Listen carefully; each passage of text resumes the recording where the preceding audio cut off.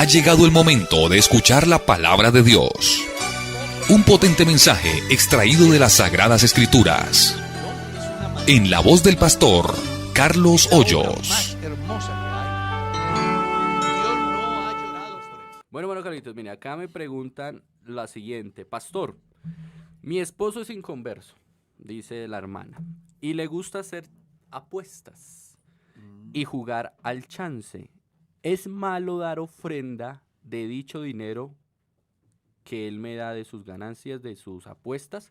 Por favor, respóndame, es una duda que siempre he tenido. No tiene ningún problema para dar ofrendas porque se supone que lo que su esposo le da es una bendición para usted. Usted lo recibe como una bendición y de lo que Dios nos da, de eso damos. Amén. Amén. ¿Sí? Seguimos. Bueno, pero antes permítame saludarles en el nombre del Señor Jesús. Amén. Ay, qué Y pena. agradecidos con Dios, agradecidos con Dios por una nueva oportunidad que Él nos concede para estar aquí y allá en sus hogares con este programa tan maravilloso. Pastor, en Isaías capítulo 6, donde habla la Biblia que vio el Señor, que vio al Señor, y la palabra nos dice... En el año en que murió el rey Usías, vi yo al Señor Jehová sentado. Y la palabra del Señor dice en Juan 1:15 que a Dios nadie le vio jamás. Entonces... Bueno, lo que pasa es que una cosa es la visión, ¿sí? Que es una condición netamente espiritual. Otra cosa es ver a Dios en persona. Y por eso establece las diferencias. Él tiene una visión en el año que murió el rey Usías. ¿Es una qué? Visión. Y luego Juan dice, a Dios nadie le vio jamás. No es que haya una contradicción, sino que son dos situaciones totalmente diferentes. Porque no hay hombre que vea a Dios en condiciones humanas y viva. Lo que pasa es que Dios le permite a Isaías verle de una manera espiritual en una visión. ¿Ya?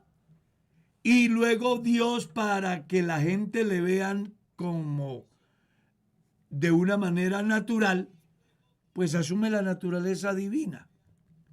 Entonces, por eso el Evangelio de Juan habla acerca de que a Dios en su esencia, no ha habido un hombre que en su esencia haya visto a Dios. Lo ha visto en visión, pero no desde la condición humana, en plenitud, para ver a Dios en la dimensión de lo que Dios es. Es por eso que se plantea el texto. Amén. Sigamos. Amén. Pregúntale, hermano Carlos. Hermano Carlos, si yo no debo estar en ciertos lugares, ya sea de corte religioso o secular, entonces explíqueme por qué el Señor comía con publicanos y pecadores. Es decir, que nosotros no podemos hacerlo cuando Él lo hacía. Hay que mirar el contexto. Jesús estuvo con publicanos y pecadores, pero participando de sus orgías. ¿O estuvo llevándoles el mensaje de salvación? Yo he estado en velorios católicos, pero no estoy rezando, ni pensando que Dios saque al hombre del purgatorio. Yo he estado allí para predicar el Evangelio. ¿Sí? Yo he estado en coliseos, en estadios, en parques, en prisiones, en hospitales, en las calles, en centros de rehabilitación, en canales de televisión, en las redes sociales. O sea, Dios no tiene un lugar en el cual nosotros no podamos ir. Lo que pasa es que tenemos que pensar es ¿a qué vamos? Por allá en el año de 1973, creo que era 73 o 74, fui a predicar a un pueblo donde por primera vez se abrió el salón de predicación. Ese día casi me matan. Y lo que Dios usó para salvarme eran unas prostitutas. Porque resulta que el salón se consiguió al frente de una casa de prostíbulo. Entonces un tipo llegó y me quiere ahorcar. Lo llamaban Piquiña. Así llamaban al tipo. Oye, ¿cómo era? Así lo llamaban. Y me estaba ahorcando. Y salieron las mujeres del prostíbulo a decirle y a tratar a ese tipo de tal manera que le tocó soltarme. Entonces mire que uno puede estar en cualquier parte, pero dependiendo lo que uno vaya a hacer. Nosotros hemos ido a predicar a las zonas de tolerancia. Colocamos el equipo de sonido, 2 intervenciones musicales, un mensaje del evangelio. Otra cosa es que yo me meta para un cuarto con las prostitutas. ¿Cierto? Claro. Entonces, no, Jesús estuvo con publicanos y pecadores. Y la iglesia está con publicanos y pecadores y de ahí para allá. Lo que hay que establecer es en qué contexto, qué busco, qué hago allí. ¿Está claro? Así es, hermano Carlos. Sigamos. Hay tantas preguntas, pastor. Que uno no sabe. Sí, no sabe uno ni cuál. Pastor, es tan amable y me ayuda a entender el versículo que está en Proverbios capítulo 21, verso 27, que dice así: el sacrificio de los impíos es abominación, ¿cuánto más ofreciéndolo con maldad? Claro. ¿Proverbios qué? Capítulo 21, verso 27. Pues es que por eso se llama Proverbios. Y que en el capítulo 1 dice que es para aprender sabiduría y doctrina. Si usted lee, mire, podemos leer desde versículos antes. El que guarda su boca y su lengua, su alma guarda de angustia. Le está diciendo al hombre, sea prudente. Escarnecedor es el nombre del soberbio y presuntuoso que obra en la insolencia de su persuasión. El deseo del perezoso le mata, porque su mano no quiere trabajar. Hay quien todo el día codicia, pero el justo da y no detiene su mano. O sea, lo que está enseñando los proverbios, pues por eso llaman proverbios. El sacrificio de los impíos es abominación. Claro, ¿por qué? Porque Dios no oye a los pecadores. Y si aparte de hacer el sacrificio un impío, lo hace con maldad, es decir, buscando hacerle daño al otro, o con el corazón tratando de saciar sus propias pasiones, pues vamos a colocar ejemplo. Un hombre impío es el que no obedece a Dios a pesar de conocer la verdad. Entonces, de hecho, que si él conoce la verdad y no la pone por obra, pues es un impío. Y si adicionalmente a eso sacrifica un gato a las 12 de la noche, eso es maldad. A eso es a lo que el proverbista se refiere. ¿Está claro? Amén. Sigamos. Amén. Pregunta, hermano Carlos, lo siguiente. Dice, hermano Carlos, Dios lo bendiga. Tengo una pregunta. El no aceptar el llamamiento de parte de Dios por pensar que me falta experiencia, pero dejo claro que mi anhelo es servir al Señor Jesucristo, pero creo que aún me falta experiencia para poder ejercer el ministerio. ¿Trae alguna falta eso? Pensar así. Me siento como Jonás y estoy pasando por una situación no muy fácil. Eso es bastante... Y añade, y siento que falté a la voluntad del Señor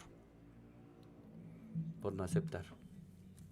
Bueno, lo primero que él debe de entender es que para ejercer el ministerio nadie tiene la experiencia. Así es. Porque el ministerio, como la vida cristiana, es un proceso. Yo después de más de 40 años todavía no sé todo lo que implica ser un ministro del Evangelio. Cuando tenga 50 años de pastor, todavía no habré aprendido lo relacionado a plenitud de lo que es el ministerio. Porque esta es una escuela en la cual todos los días usted va a enfrentar cosas diferentes, situaciones diferentes. Entonces, nunca piense que va a salir al ministerio porque está preparado. No, el ministerio es una escuela de la cual usted va a participar y debe de ser el alumno aplicado. Amén. Entonces, la iglesia tiene algo que se llama Escuela de Formación Ministerial. La ESFON. ¿Para qué la ESFON si los pastores no necesitan ya nada? Exacto. ¿Ahorita va a haber un ESFON? Sí, señor. ¿Sí? Sí. Yo como predicador tengo más de 50 años y como pastor más de 40 años. Pero voy a ir a la escuela. Amén. ¿Por qué? Porque tengo toda la experiencia. Porque me las sé todas. No. Porque estoy en el proceso del aprendizaje. Dios al que llama capacita. Exactamente. Así es. Dios no llama a gente capacitada, sino Pero, a personas que va a capacitar. pastor, pero pienso que el hermano no debe sentirse pues como ya marginado. No. Porque hay hermanos que por temor han dicho que no, pero más sin embargo más adelante vuelven a tener la Entonces, oportunidad. aquí, precisamente a eso voy. Aquí también se requiere un alto grado de madurez del pastor Exacto. superior Sí. para entenderlo y no marcarlo. O no, juzgarlo. Sí, por no, eso, porque marginarlo. también hay el otro extremo. Ujú. Está bien de que él en un momento dado diga, no, es que es una responsabilidad muy grande y yo no estoy preparado. Es apenas normal desde el punto de vista humano Exacto, cuando enfrenta un desafío tan grande como es el santo ministerio. Y si él se lo exterioriza a su superior, el pastor superior debe tener la madurez suficiente para entenderlo y sentarse y orientarlo. Como lo que tratamos de hacer esta mañana acá.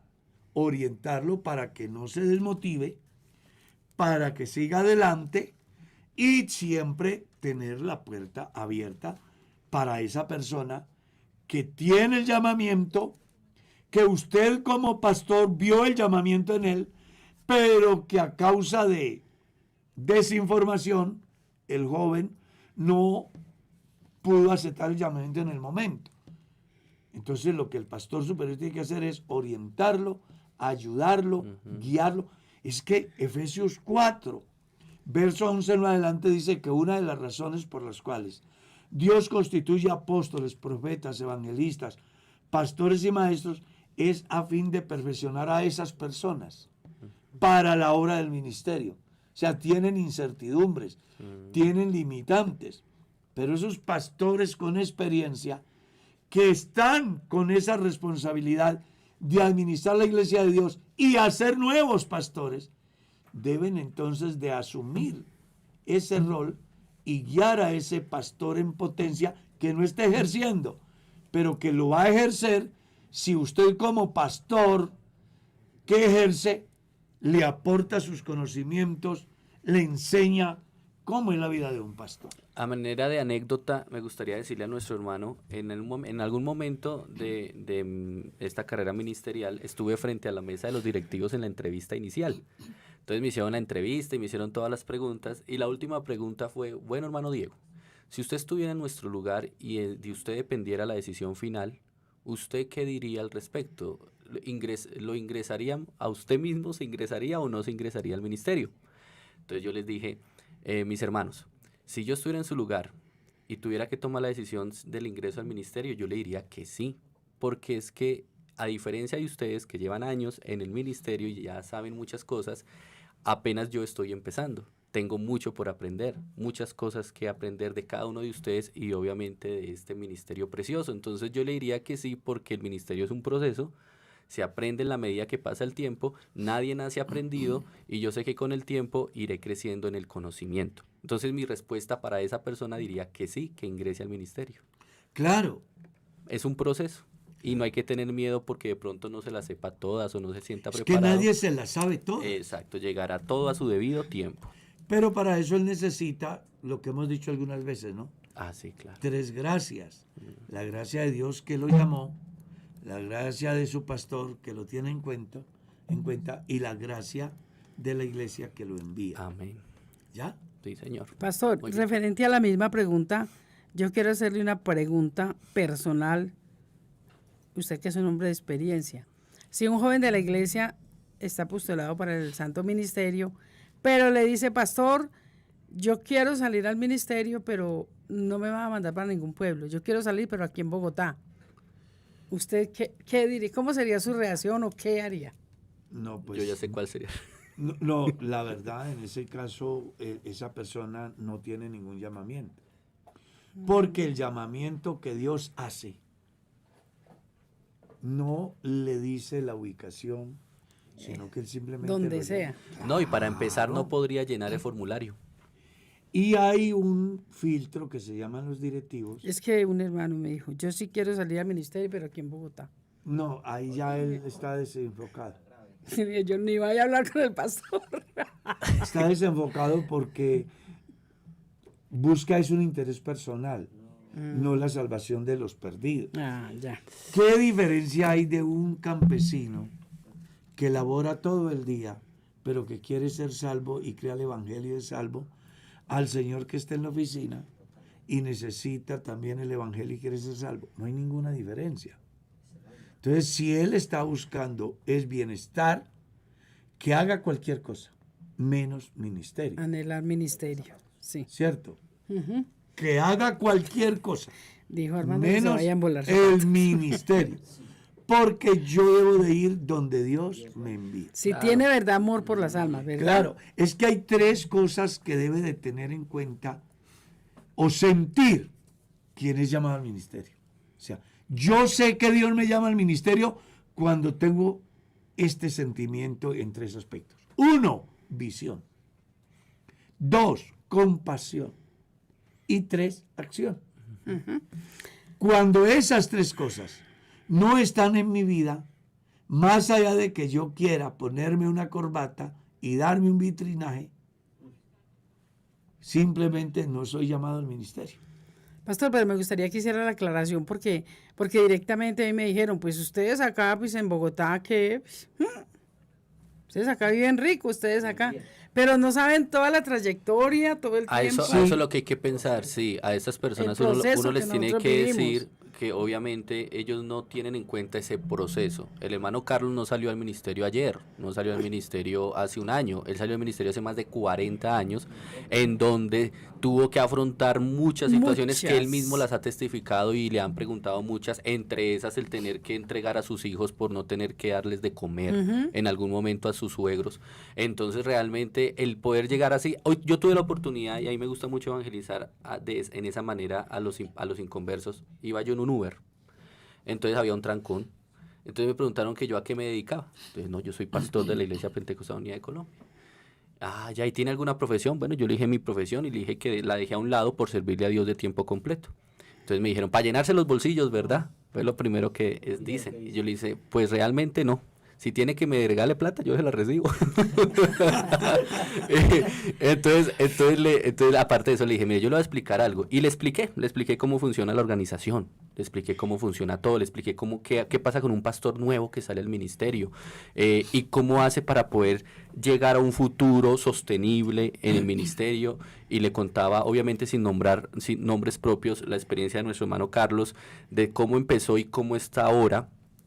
Pero entonces el hombre quedó asombrado, dijo, wow, no tenía claro cómo funcionaba Exacto, esto. sí. Impresionante, pastor, de verdad que me voy con otra perspectiva diferente. Yo pensaba que todo era igual. Lo que pasa es que otras denominaciones nos han vendido una idea errónea a lo que usted me está contando y de verdad que les toca difícil, les toca duro inicialmente. Y claro, ya después de unos años, después de haber sufrido tanto y haber padecido tantas cosas, pues se merece que estén ya en una congregación más grande para poder ahorrar, para poder hacerse un futuro después de retirados del ministerio, para poder vivir una ancianidad bien vivida. Entonces, no, tiene toda la razón, pastor, y de verdad, perdóneme por hablarle como le hablé al comienzo, me decía. Y quedaba, es más, ni me cobró el Uber. No. No, y eran más de 20.000 pesos. Y no me lo cobró. Pues, no, es que es así. Es así. Vea, para que un general llegue a ser general, Sí. tiene que recorrer 30, 40 años. Ujú, Entonces sería como improcedente que el recluta que sale hoy claro, esté pensando en recibir los 3 soles imagínese. o los 4 soles. No, él tiene que hacer el recorrido. Así también es el ministerio. Amén. Sí, sí. Uno comienza y va avanzando. Hay algunos que por alguna circunstancia no tienen que enfrentar muchas situaciones, pero son la excepción, no Exacto. es la regla. Y son muy pocos. Muy ¿no? pocos, Pero muy la mayoría nos toca comenzar claro, muy duro. claro. Y más en el tiempo en que nosotros comenzamos. Esa es otra. Porque ahorita es más diferente. Ahorita, gracias Sí, a Dios. No, es que Sí, ahorita es diferente. es otra cosa. Pero realmente, cuando nosotros ingresamos al ministerio, no habían ayudas. Muy duro. Pues con decirle que a muy nosotros duro. ni nos posesionaron como pastores. Sí, muy duro, fue muy duro. Pero bueno, gracias a Dios. Entonces uno sí ve que existe un desenfoque en la Sí. persona que piensa que yo quiero ser pastor, pero en Bogotá. No, no es donde yo quiera, es donde Dios me necesite. Sí, así es. Y en el formulario, querido oyente, le preguntan a usted en el momento en que va a ingresar al ministerio, ¿está dispuesto a ir donde el Señor lo llame? Y ahí dice sí o no. Obviamente, si usted quiere ministerio, va a tener que decir sí. Ah, bueno, pero ya los directivos escogen a dónde lo envían. Amén. ¿Dónde es la necesidad? Amén. Sigamos. Seguimos. Dios les bendiga, hermanos. ¿A quiénes se refiere la palabra en Génesis 6 cuando se refiere a los hijos de Dios y a las hijas de los hombres? Gracias por su respuesta. Se refiere a la descendencia de Caín y a la descendencia de Set. La descendencia de Caín, las hijas de los hombres. La descendencia de Set, los hijos de Dios. Aparecen ahí porque son las dos vertientes que marcan la historia de la humanidad. Amén. Son los dos caminos que al final llevan al individuo a dos destinos eternos, cielo o infierno. Se refería nada más y nada menos que a los dos hijos de Adán, Caín y Set, y sus respectivas descendencias. ¿Qué sucedió? Que los hijos de Set se enamoraron de las hijas de Caín y se casaron, y en consecuencia pues se da una mezcla que genera controversia. Como hoy un creyente enamorarse de un inconverso, excepto la excepción, casi siempre termina mal. Amén. Complicado. Bueno, hermano Carlos, preguntan, con mucho respeto hago la pregunta. Supongamos si un pastor manipula y pues no da buen testimonio, ¿tal pastor tiene autoridad para bautizar o no tiene nada que ver?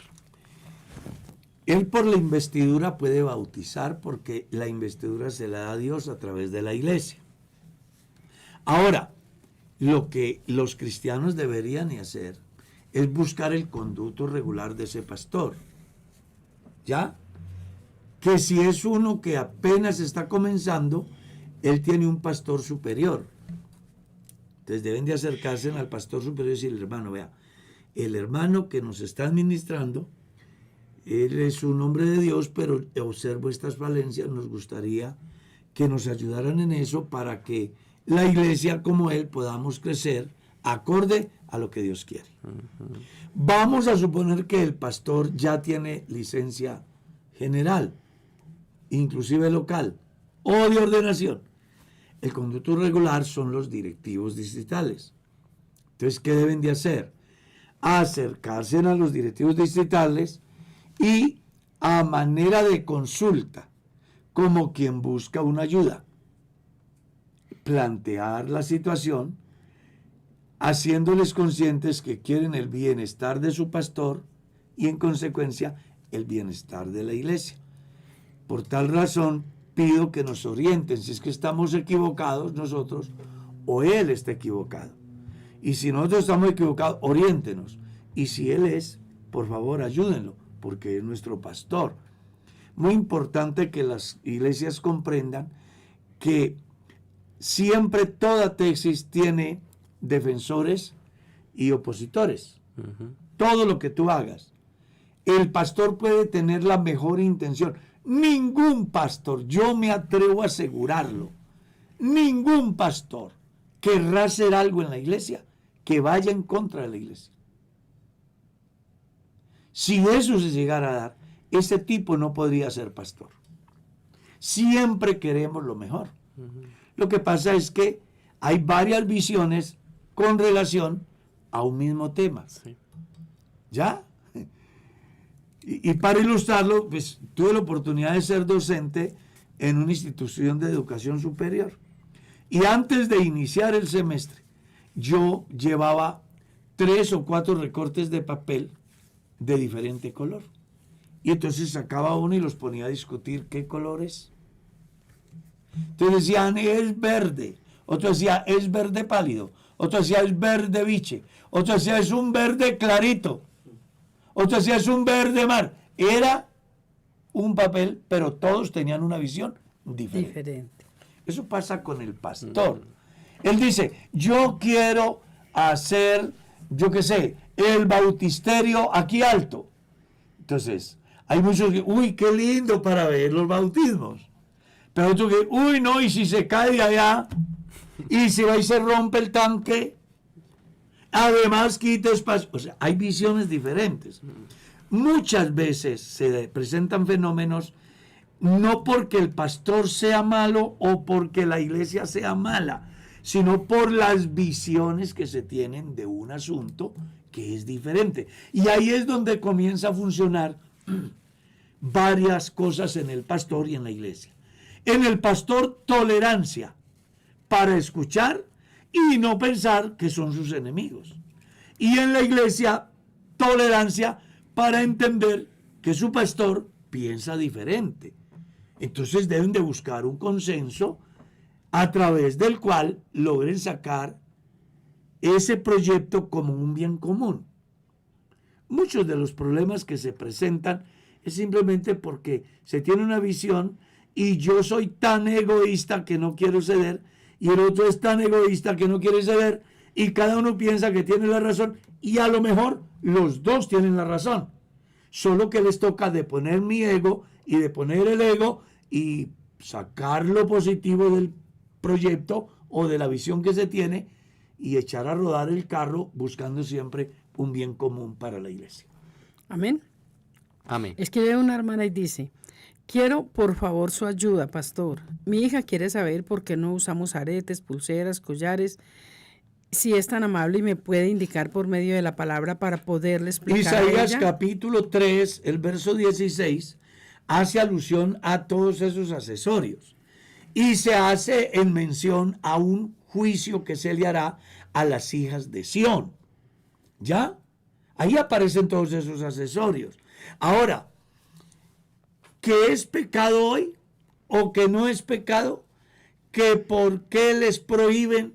Venga, las mujeres cristianas no se visten como se visten para ser. Las mujeres cristianas no se quitan aquellos accesorios para ser, sino que se deshacen de todo porque ya son. ¿Está claro? No sé si usted recordará, en el reciente pasado ha llegado una joven a la iglesia. Pero si usted la viera, en ese culto Dios ha tratado con ella y ha recibido al Señor Jesús. A los 8 días ha venido totalmente transformada, cambiada. Nadie le dijo nada. Pero el Espíritu Santo en la vida de ella Amén, así es. produjo ese cambio.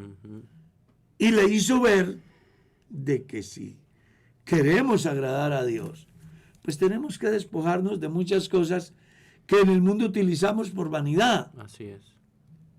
pero que nada tiene que ver ni con presentación, ni con, yo qué sé, feminidad, ni absolutamente nada. Son simplemente resultados de una sociedad de consumo que nos hacen pensar que con determinados accesorios quedamos mejor, cuando al final lo que quedamos es peor. Debemos marcar la diferencia.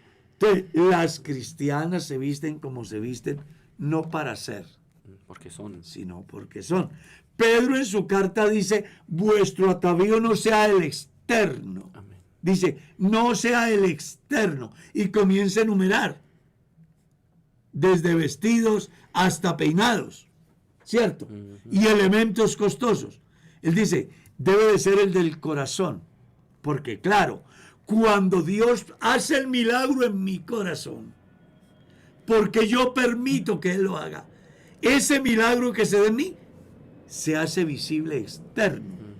Y es ahí donde se da el cambio de vida, el cambio de conducta, el cambio de léxico, el cambio de todo en la vida de los cristianos. Amén. Amén. Pregunta, hermano Carlos. Pastor, Dios lo bendiga. En el momento de dar el diezmo, ¿hay algo malo en dar de más de lo que corresponde? No, el que da con generosidad, pues Dios lo bendice. Yo conocí un caso, yo creo que Mercedita recuerda. Éramos pastores en una iglesia y había un hermano que siempre estaba bien. Siempre, él, su familia, uno siempre los vio con mucha abundancia. Pero me llamaba la atención porque él trabajaba el campo, él administraba fincas. Y él, antes de llegar la cosecha, hacía el presupuesto de su ingreso y diezmaba por anticipado. Nunca le vimos pasar necesidad. Siempre le vimos un hombre próspero en todo lo que hizo. Pues la Biblia dice que el que siembra generosamente. Generosamente cosechar. La Biblia habla del diezmo. Es el diezmo. Si usted da más, pues Dios no lo va a castigar por eso. Pero si da menos. Ahí sí va a tener problema. No por la visión del pastor, sino porque con Dios es como Es él el dice. 10%. Es el diezmo. Aunque es muy difícil encontrar a alguien que dé más del diezmo. Sí, sí le cuesta mucho dar el diezmo. Sí, si les cuesta dar el diezmo, mucho más dar más. Pero pueden haber hermanos que lo hacen. Claro. Y para ellos les deseamos la bendición de Dios. Amén. Y hay una pregunta directamente al pastor. Y me parece como taquillera. Pastor Carlos, si un diácono es solicitado por otra denominación del nombre y él le comunica al pastor el asunto, ¿qué respuesta le daría a usted? Yo le diría que estoy muy feliz de que sea mi diácono, puesto que tiene tanta demanda. ¿Cierto? Sí, o sí, sea, sí. eso me hace ver que es un buen diácono. Sí. Entonces yo lo primero que voy a hacer es no condenarlo, sino felicitarlo y luego hacerle ver la inconveniencia de participar en otra comunidad, por lo que él representa en la iglesia donde es diácono. ¿Está claro? Sí, sí. Porque si es un excelente diácono que goza de mi confianza y viene y me dice, pastor, es que me invitaron de la iglesia Pepito Gómez, que tiene la misma doctrina, pues yo le diría, hermano, eso me hace saber que usted es un gran hombre de Dios y que en consecuencia debe de cuidar su testimonio. En el momento que usted vaya a otro lugar, su imagen como cristiano dentro de la comunidad va a comenzar a verse de alguna manera afectada. Y no queremos que dañe su testimonio. Si el diácono es un hombre humilde y valora la oportunidad que Dios le ha dado en su iglesia, solamente dirá, gracias, pastor. Lo tendré en cuenta. Muy bien. Pregunta, hermano Carlos. Pastor, ¿qué pudiera decir usted de aquellos pastores que dicen que mejor obedecen a Jesús en Mateo 28:19 que a los apóstoles en la manera de bautizar?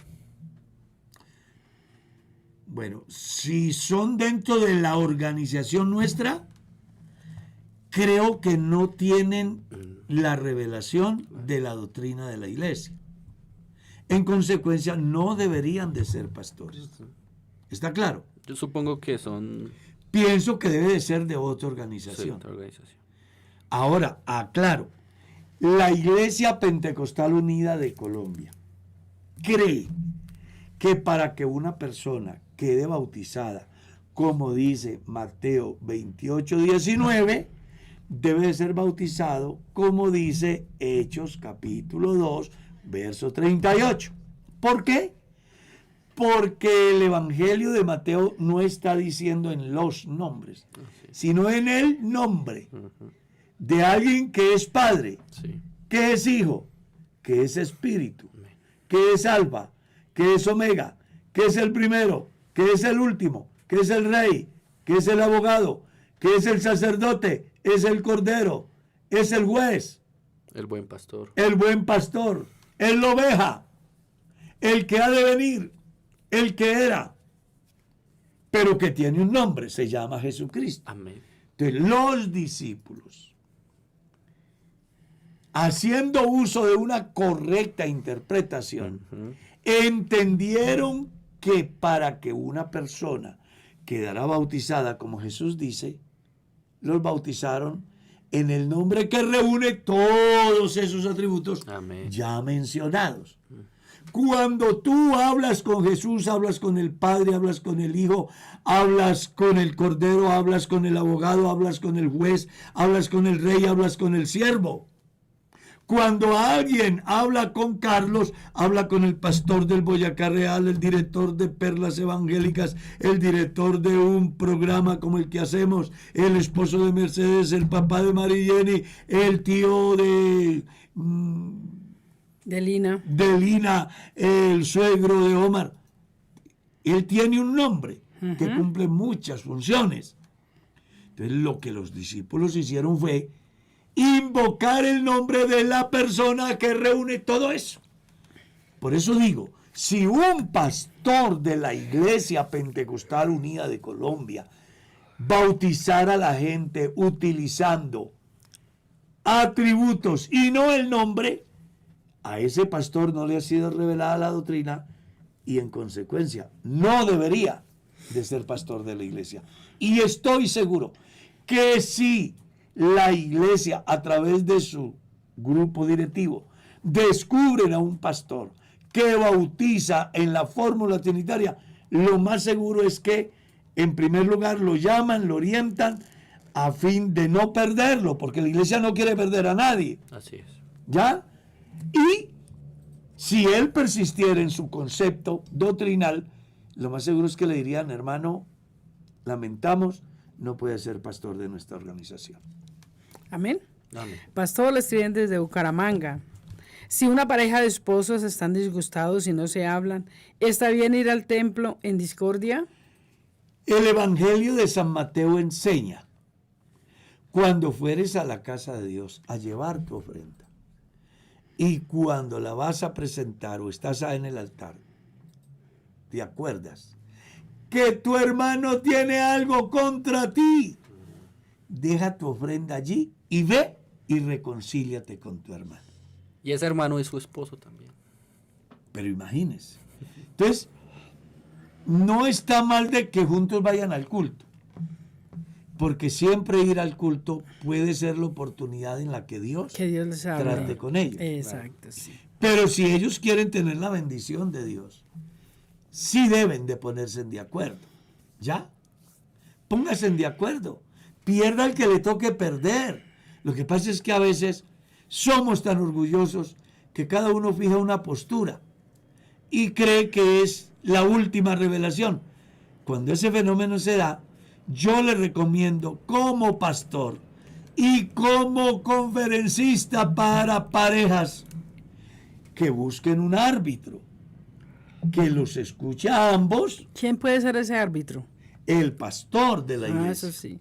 O Usted la, me hable claro.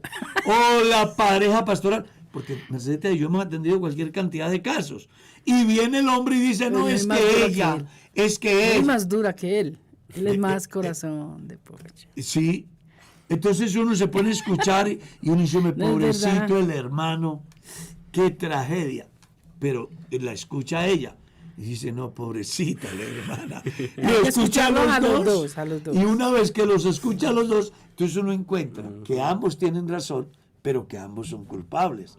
Entonces hay que dar una terapia objetiva, donde se llame a valorar lo bueno, a descartar lo malo, a hacer un bien común de lo bueno de él y de ella, para sacar un proyecto adelante que se llama familia. Amén, amén. Amén. Me gustaría aportar algo más. Sí. Por ejemplo, como es que qué día una hermana se acerca y bueno, le falló al esposo. Y me dice, hermana, es que yo no sé qué fue lo que me pasó. Le digo, pues, ¿cómo así? Tiene 5 sentidos. Dice, es que no sé. Le digo, usted sí sabe. Usted tiene que saber. Siempre se le echa la culpa al diablo y que fue el diablo del diablo. Le dije, para una persona caer tiene un camino muy largo. Miradas, detalles, mejor dicho. Es un proceso. Exacto. Santiago capítulo 1, del verso 12 en lo adelante, le enseña a usted cómo se llega a pecar. Exacto. Es sí. un proceso. Eso no es que ya Usted el sí instante. sabe. Exacto. Usted sí, ¿cómo no va a saber? Claro. Ahora, la infidelidad en esos casos se da por algunos aspectos. Maltrato, ¿cierto? Sí, Ociosidad, venganza. sí. Pastor, perdóname que le eh, pero no estoy muy de acuerdo con eso. ¿Por qué?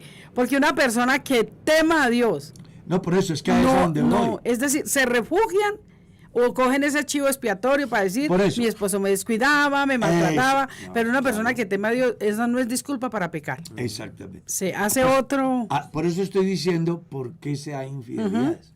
Entre ellas las que mencioné y la más importante, que no hay temor de Exacto. Dios en él En esa persona. o en ella. Porque oportunidades como la de José y él no pecó, Exacto. por no pecar contra Dios y no defraudar a su Señor. Se buscan otras alternativas, Exactamente. pero no. Entonces, recuerde, las razones por las cuales se da la infidelidad son muchas, pero la principal es por falta De temor a Dios. de temor a Dios. Sí, nunca Amén. diga que no sabía o no sabe cómo que, cayó. que ahí. no sabe, no, eso sí saben. Sí sabe. Ya, me corresponde. Hágale usted. Sí, pregunta, hermano Carlos. Un muchacho dejó el evangelio, pero a este joven le falleció su padre. Llamaron entonces al pastor para que fuera, que los acompañara en ese momento difícil, pero el pastor les mandó una razón, que él no se prestaría para alcahuete de estas cosas. Y la familia entonces, es que estaba simpatizando, dejó de asistir a la iglesia, no quieren saber nada del evangelio por la actitud del pastor. ¿Pero qué? Entonces, ¿Es ¿está un bien? informe o está No, perdón, pregunta? ¿está bien el actuar del pastor? No, no está bien. Porque vea, vamos a suponer que el hermano Pepe se apartó del camino, pero él tiene una cantidad de familia que simpatizan, que son contrarios al evangelio, a lo mejor algunos son creyentes, pero el tipo murió de una manera violenta a causa de su pecado. Y me llaman a mí como pastor. Claro, esta es una posición personal. Personal. La Iglesia Pentecostal Unida de Colombia no ha fijado una doctrina al respecto. Es una postura, ¿qué? Personal. ¿De quién? Del Carlos. pastor Carlos Hoyos. Yo me hago responsable de lo que digo. Con esto para que no digan, la Iglesia Pentecostal Unida. No, la Iglesia hay que dejarla en su lugar. Ujú. Y cuando se trata de una información que es muy subjetiva, pero que trato de ser objetivo al plantearla, pues me hago responsable. Entonces vamos a pensar que Pepito murió de manera violenta porque estaba, yo qué sé, con la mujer del vecino. Él fue bautizado. Tiene familia que no es convertida. Tiene familia que simpatiza. Tiene familia que son enemigos. Tiene familia que son creyentes. Porque hoy en día en las familias está de todas esas 4 o 5 clases. Y me llaman a mí. Pastor, ¿cómo le parece que murió de manera violenta fulano de tal, que asistió a la iglesia, que era un diácono, pero que se apartó y tuvo este problema, que si usted puede ir a hacer un devocional? Yo voy. Claro, es la Porque oportunidad. claro, no es para Oportunidad interceder por el que se murió, Él ya pero hizo- sí es la oportunidad para hablarles del amor de Cristo a los Y perdidos. decirles que la Y paga yo el creo pecado que a es muchos muerte. nos ha pasado. Claro. A mí me pasó, tocó ir en el tiempo que era asistente del hermano Carlos y él no se encontraba en el país y nos tocó ir a cubrir esa parte a la funeraria de la funeraria. policía. Y eso yo creería que los 98.9% eran inconversos, solamente los creyentes Claro. éramos el guitarrista y yo. Ah, bueno. Y ahí aprovechamos y evangelizamos a tantas personas. que estaban. Claro, yo estaba en la funeraria aquí de la fe, creo que es que llama, o la esperanza, algo así. Y estoy haciendo un devocional porque un hermano ha partido. Y enseguida hay otros que están llorando a su muerto, pero se han venido a escuchar lo que yo estoy haciendo.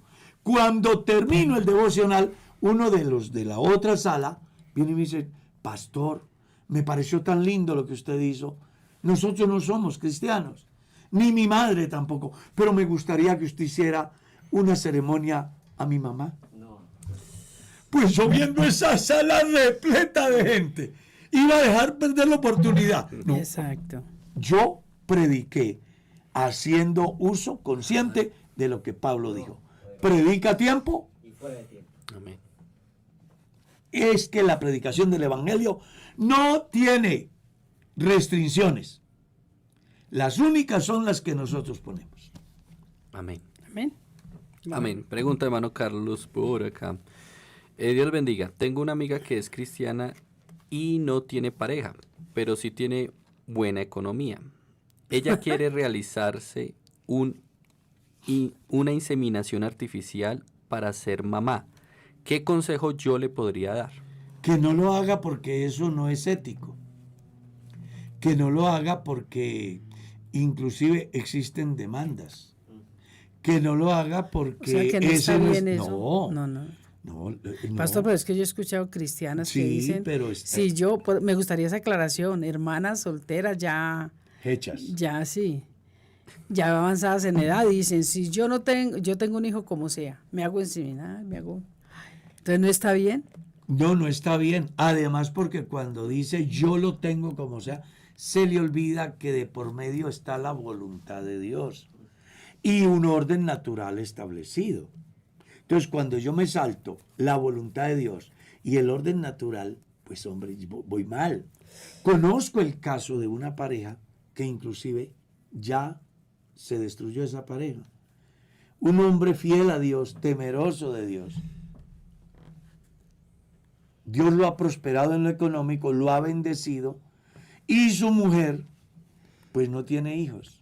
Y ella siempre lo culpa a él, de que él es el que no sirve, que usted no es capaz, que usted... Él le busca por todos los medios para encontrar la solución, agota los recursos médicos y todo, y a pesar de que la ciencia le muestra a ella que ella es la que no está en condición, ella dice no, y se ha gastado una millonada porque ella quiere tener un hijo a las buenas o a las malas, y su marido es el que no es capaz, aunque sabe que es ella la del problema. O sea, la terquedad de la persona. Pues ¿cómo le parece de que ha gastado todo y no ha podido tener su hijo? Eso los lleva a un problema tan serio de que pues se destruyó el hogar. Porque ¿cómo así que mi esposa va a hacer y deshacer por encima de la autoridad, de lo legal, de todo, solo por satisfacer su ego? No, no es válido ni ante Dios ni ante la iglesia la inseminación, ni ningún otro medio para ser fertilizada cuando se está violentando el orden natural. Pastor, bueno, viene a mi mente algo que me dijo una hermana en días pasados, me dijo, si yo no me he casado dentro de tanto, yo voy y hago el muchachito y vuelvo y me arrepiento. Que no se preocupe, que de pronto no va a llegar a esa fecha. Ay, Señor bendito. Y le dije, yo, ¿qué tal que haciendo el muchachito se muera? Ay, Señor. Pero así, una cristiana. Mire, yo conozco del caso de alguien, No, eso no es cristiano. de una persona que pensando en su placer, se murió teniendo su relación. Claro. Es que la gente cree que disponen de la vida Exacto. y se les olvida que la vida es un regalo de Dios Sí, sí. y Él en cualquier momento puede tomarlo. Vaya, haga lo que quiera, pero usted debe de saber que lo único que lo separa de la muerte es la vida Uy, sí. y que hay uno que tiene el control. No se busque problemas que pueden tener efectos eternos. Haga el proceso como Dios manda. Si usted es un joven o una joven y no se han podido casar, pero quieren tener un hijo, pues busquen los recursos legales, hay adopción. Sí, también. Imagínense que permiten adopción hasta en parejas gays. ¿Sí? Sí, sí. Entonces, si quieren tener un hijo, adopten un niño que hay muchos que quieren un hogar. Esa es una. Dos, o cásese y inicien el proceso. Algunos casos de personas que han tenido problemas serios. Hace poco me encontré con un pastor que tenían el sueño de tener un hijito y no podían tenerlo. Desde la ciencia no había. Aquella vez le dije, no se preocupe, voy a orar y vamos a orar ya. Y verás que de aquí a un año vas a tener tu bebé. Oye, oramos y ahora el muchacho tiene como 6, 7 años. Amén. Esa gente feliz. ¿Cómo sería que me dijeron, vaya a la finca que le voy a dar un novillo? Ah, bueno. vea. Lo que pasa es que para ir hasta por allá vale más el pasaje que el novillo. Entonces, a veces nosotros pensamos que porque en el momento que yo quiero las cosas no se dan, se nos olvida que claman los justos y Jehová los oye. La historia enseña que Elizabeth era estéril, Sara era estéril, y llegaron a ser fértiles. Dios puede hacer el milagro. Amén, así es. Y si es el hombre, Dios también puede. Además, la ciencia hoy ha avanzado tanto que si se hacen un examen ambos y descubren cuál es la parte que no puede, le pueden ayudar. O de una vez decirle, no se puede. Aunque hace poquito tiempo, en mi oficina, hay una pareja que está llorando. Se van a casar, pero la ciencia le ha dicho que no podrán tener hijos. Eso es lo que le ha dicho la ciencia. Antes de casarse. Desde antes de Antes, casarse. Porque tienes este problema. La señora tiene el problema, la novia. La muchacha. Y ella está llorando. Cuando yo entro porque aquí en la iglesia, pues, a los que se casan les damos conferencia, una, el campo pastoral, es decir, para la pareja, otra en salud sexual y reproductiva, y otra en salud mental. Tratamos de que quien aborde el matrimonio vaya consciente de lo que va a hacer, por lo menos en parte. Entonces, la ciencia le ha dicho a través del médico que no puede. Cuando yo entro y los encuentro tristes, yo les pregunto, mi hermano, es que me dicen que yo no puedo tener. ¿Quién le dijo que no puede? La ciencia médica ya me lo ha dicho y el médico que me acaba de dar la conferencia me dice que desde esa visión de la ciencia no hay posibilidades. Y yo estoy muy triste. Le dije, escuche lo que le va a decir. No se preocupe, que usted va a tener un hijo. Tranquila. Crea lo que le estoy diciendo. Pues ahí está embarazada. Amén. Qué bendición. Ya va a tener un bebé. Esa ¿Qué? mujer está feliz. Esos abuelos están felices. Claro, es que Dios cambia las cosas. Amén, amén, amén. Entonces, por favor, no den pasos que más tarde se les puede convertir en un problema. Y quien piensa así, creo que le hace falta Temor de Dios. temor de Dios, mucha vida cristiana. Temor de Dios. Porque no tener en cuenta a Dios lleva a la persona al estado de los que viven según Romanos 1:18 en adelante. Tengamos en cuenta a Dios. Si Dios le hizo fértil, aleluya. Si Dios no le hizo fértil, aleluya. Es que quiero, adopto. Hay un caso Ya. acerca de lo que se está hablando. Dice un hermano Carlos, y si la pareja entra en acuerdo y deciden hacer una inseminación, el esperma es del esposo, naturalmente, porque ella tiene un problema Eso ya es otra cosa. y ya está embarazada. Claro, no, Es ya. algo muy diferente. Claro, porque es de ellos. Exacto. Es de los sí. dos. Es que eso ya es otra. Una cosa es que yo vaya a un banco de semen, véndame en. Sí. ¿Cierto? Sin saber quién y cómo, solo por. No.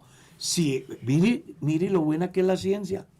Está embarazada de su propio Ella esposo. tiene problema para... Ellos han pero tenido su puede tener su intimidad embarazo. normal, Y ya tiene pero su- no ha podido quedar embarazada. Exacto. Pero la ciencia le dice, venga, Sí. que existe. Bueno, eso ya es otra Eso es cosa. diferente. Eso es otra cosa. Que Dios los bendiga. Y los Que Dios los bendiga, y si me invitan a comer sancocho el día del nacimiento del bebé, yo voy a estar por ahí muy feliz.